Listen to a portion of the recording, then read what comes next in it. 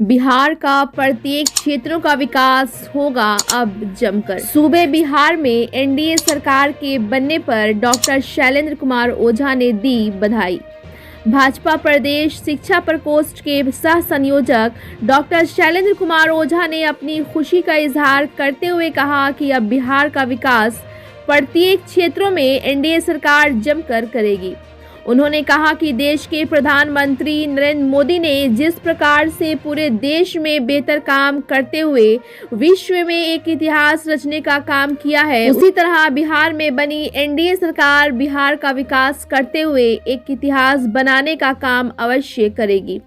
उन्होंने कहा कि पूर्व में महागठबंधन सरकार के समय नीतीश कुमार का नहीं चलता था। यही कारण है कि उन्होंने महागठबंधन से अलग होते हुए बिहार में एनडीए की सरकार बनाना अपना फर्ज समझा।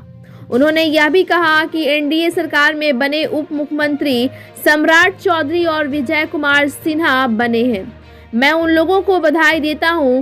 उन्होंने देश के प्रधानमंत्री नरेंद्र मोदी, देश के गृह मंत्री अमित शाह, पार्टी के राष्ट्रीय अध्यक्ष जेपी नड्डा हैं, बिहार के प्रभारी आदि को बधाई देते हुए कहा इन लोगों के नेतृत्व में 2024 लोकसभा चुनाव में बिहार से अधिक सांसद बनकर जाएंगे और तीसरी बार मोदी सरकार को बनाएंगे। वहीं श्री ओझा ने कहा कि 2024 में होने वाले लोकसभा चुनाव और 2025 में विधानसभा चुनाव में एनडीए सरकार देश के प्रधानमंत्री नरेंद्र मोदी के नेतृत्व में बनने जा रहा है, इसमें कोई शक नहीं है। तो आइए देखते हैं कि शैलेंद्र कुमार ओझा अपने पार्टी के प्रति क्या कहते हैं। सुनते हैं उनकी जुबानी। इस तरह की खबरों को देखने के लिए बिहार दर्शन को सब्सक्राइब कर लाइक करें और शेयर करें। धन्यवाद। बिहार दर्शन से असलम परवेज।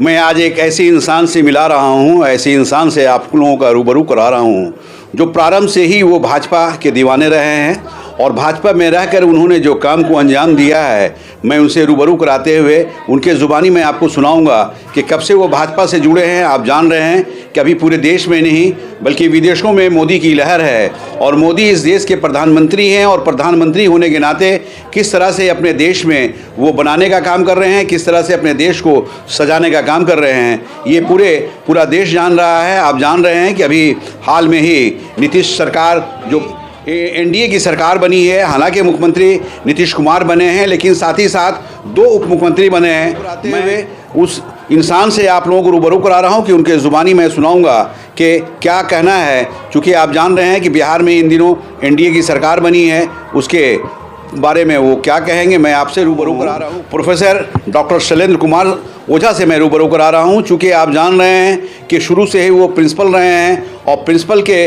रहते उन्होंने अपने शिक्षा के प्रति कि शिक्षित माहौल को कैसे बनाए हैं, ये उनके ज़ुबानी में आपको सुना रहा हूँ।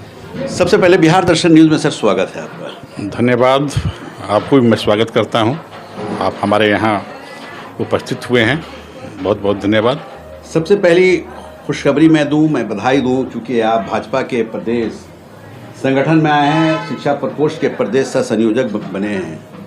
उस नाते मैं सबसे पहले आपको बधाई देना चाहता हूं। तो एक चीज़ ये बताइए सर, चूँकि आप प्रिंसिपल रहे हैं, एक कॉलेज नहीं कई एक कॉलेज में प्रिंसिपल रहे हैं, भाजपा से भी शुरू से आप जुड़े हुए हैं, बीजेपी से जुड़े हुए हैं, कारण क्या है?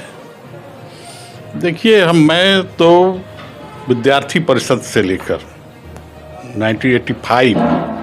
1995 में मैं इस रोहतास जिला का प्रदेश उपाध्यक्ष था। अच्छा। उस समय शक्ति कुमार 16 यहाँ के प्रेसिडेंट थे।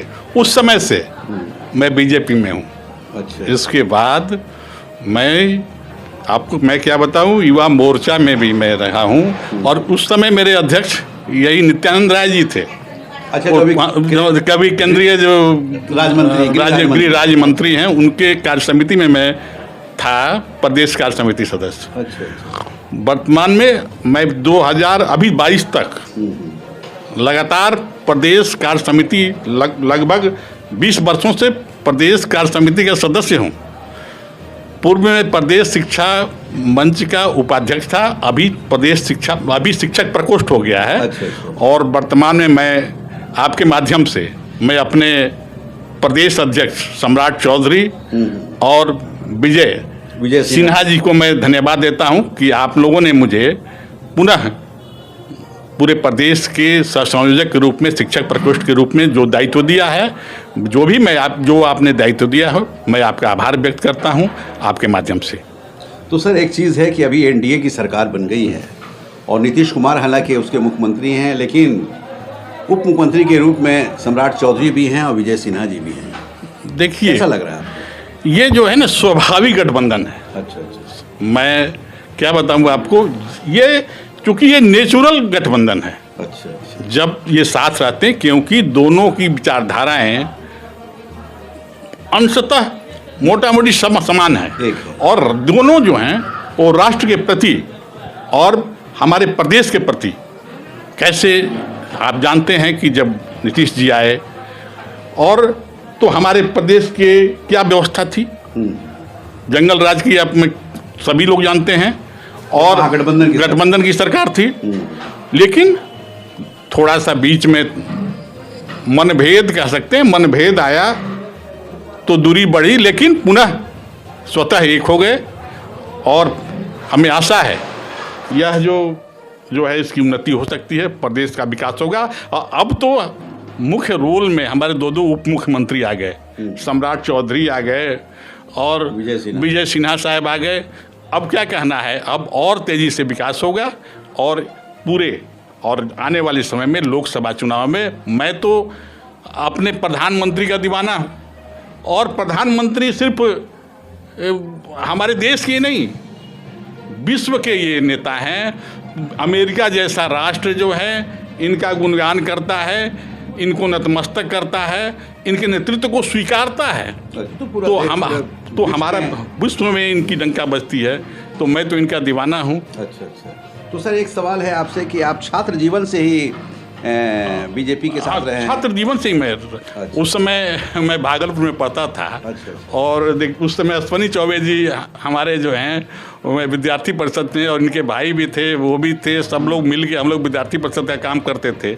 और पुनः हम युवा मोर्चा में आए, फिर यहाँ के बताए रोहतास जिला के मैं उपाध्यक्ष था और फिर इसके बाद नित्यानंद राय जी के साथ और सब मैंने पूरे बिहार प्रदेश से मैं रूबरू हूँ। लेकिन हाँ, प्रधानाचार्य के रूप में जो मेरे शिक्षण क्षेत्र में जो मेरा दायित्व है, इसलिए मैं अपना कार्य लगातार शिक्षा के क्षेत्र में करते हुए आप पार्टी लगातार मैं कार्य में। तो अभी तो जैसा आप बताएं सर कि प्रदेश अध्यक्ष सम्राट चौधरी ने आपको प्रदेश से सहसंयोजक बनाया है, शिक्षा प्रकोष्ठ का ही बनाया है, तो जाहिर चीज़ है कि साहब आप शिक्षा क्षेत्र से जुड़े हुए हैं, उसी क्षेत्र का आपको संयोजक बनाया गया है, तो उसमें आप काम बेहतर कर रहे हैं। स्पष्ट रूप से सम्राट चौधरी का मैं आभारी हूँ। उनकी एक अलग पहचान है और दूरदृष्टि, ज़बरदस्त तरीके से जो भी बातों को रखते हैं बड़ा मजबूती के साथ रखते हैं। और आने वाला समय बिहार देखेगा कि किस प्रकार, जैसा कि लॉ एंड ऑर्डर की बात अगर कहें तो वो इस मसले पर हमेशा बार बार कहते रहे हैं बिहार के बारे में। विजय सिन्हा भी बहुत तेज तरार और बहुत सूझ वाले व्यक्ति हैं। तो इन दोनों के जो आपस में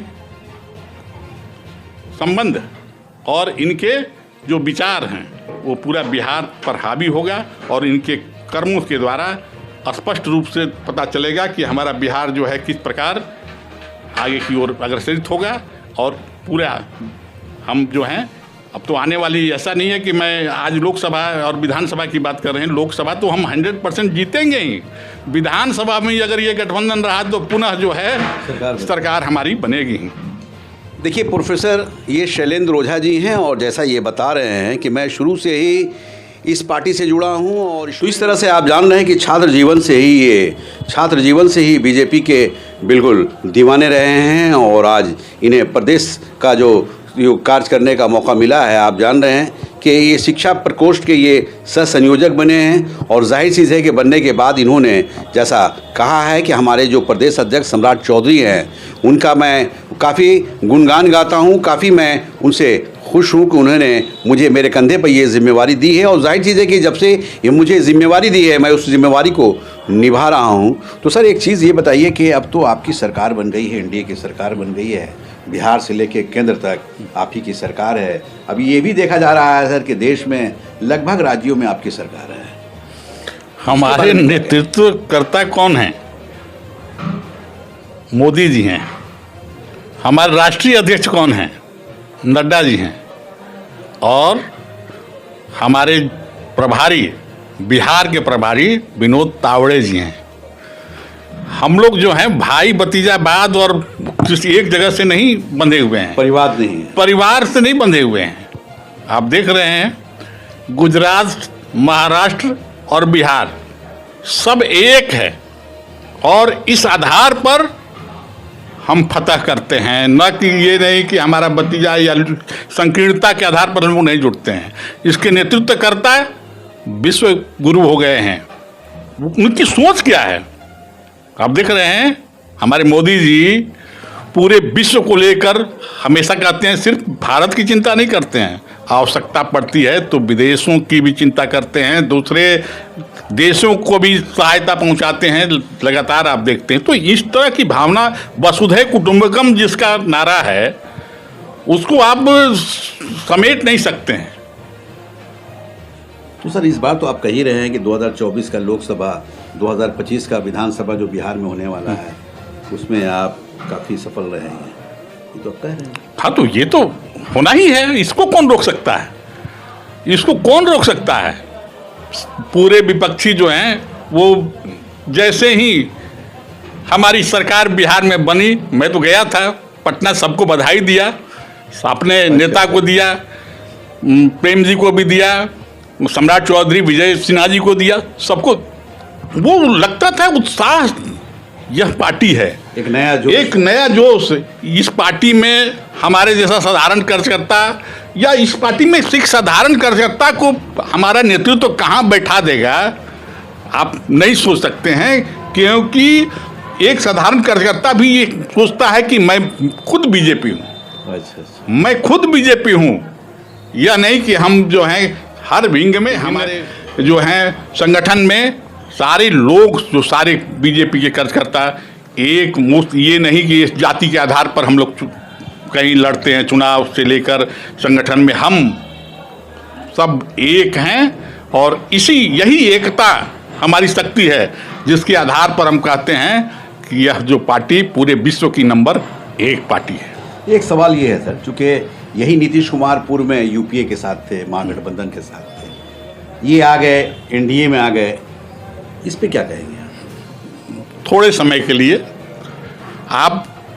मैं तो हमेशा, मैं श्रवण जी को भी बहुत अच्छे ढंग से जानता हूँ। अच्छा। हमारी क्षेत्र में रामधनी बाबू से लेके जितने भी लोग हैं सबका मैं जानता हूँ कि जदयू का एक एक कार्यकर्ता से मैं परिचित हूँ। क्योंकि इसी रोहतास में क्योंकि यही दोनों पार्टियां हैं, इन दोनों के एक सोशल इंजीनियरिंग जो कह सकते हैं हम, सोशल इंजीनियरिंग दूसरे से बैठ ही नहीं सकता। अच्छा। समझ गए ना?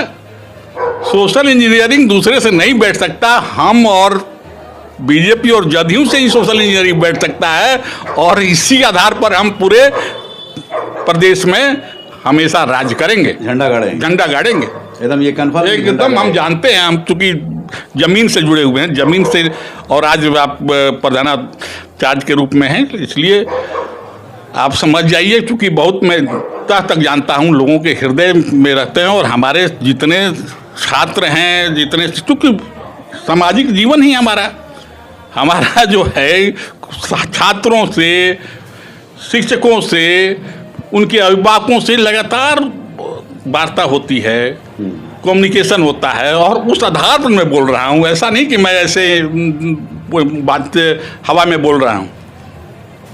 यानी आपका ये कहना है सर कि जो एनडीए सरकार है ये एक लंबे समय तक यहाँ रहेगी और बिहार का विकास एकदम रहेगी। और हमारे नीतीश जी और सम्राट जी, हमारे जो मोदी जी, सुशील मोदी जी, जितने हमारे पार्टी के, हमने बताया ना, जो है पूरा हम लोग एकजुट हैं। हम लोग सोचते ही नहीं हैं कि हम लोग कहीं जो है कोई कार्यकर्ता बनता है लगता है कि मैं उस पद पर बैठा हूँ। अच्छा। इस तरह की भावना है, इस तरह की भावना हमारे बीजेपी में है।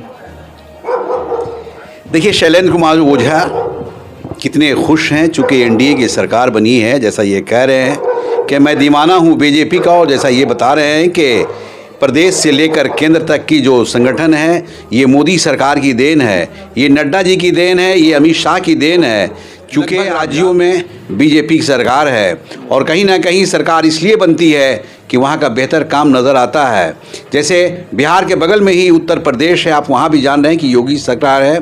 सभी लोग योगी को वोट देते हैं, बीजेपी को वोट देते हैं और सरकार बनाते हैं।